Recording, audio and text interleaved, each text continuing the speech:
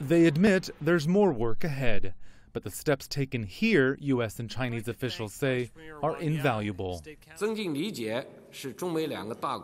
Increasing understanding is an important precondition for win-win cooperation between our two major countries, and dialogue and communication leads to friendlier relations between the two nations. While today's commitments do not resolve all of our concerns or China's, they do represent real progress that will create opportunities for U.S. workers and companies in a growing Chinese market. The 2 days of discussions focused on improving cooperation on issues like counterterrorism, climate change, de-nuclearization, and rapid responses to humanitarian disasters. Officials said the talks were, quote, frank and candid.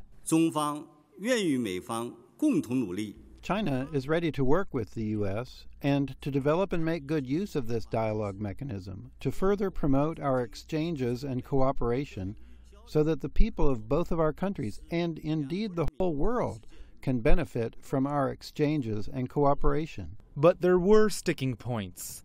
On the South China Sea, the U.S. urged Beijing to resolve regional disputes through international law. China called on Washington not to interfere in its sovereignty. And hacking.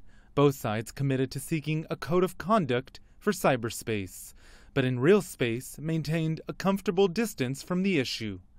The U.S. also pressed China to interfere less in its currency, the renminbi, while China urged the U.S. to be more mindful of how its monetary policies may impact the rest of the world. Both sides said they could each learn from one another.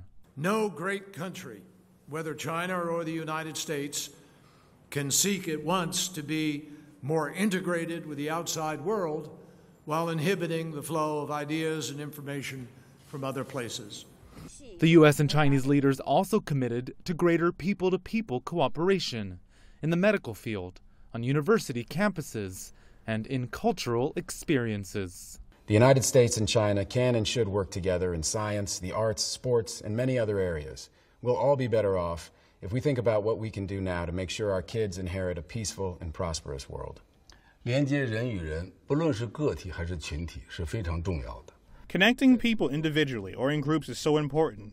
What you are all doing to connect Chinese and American people through the wide range of people-to-people exchange activities will continue to pay dividends in the years ahead. We all want to do our parts as artists to help bridge gaps of understanding.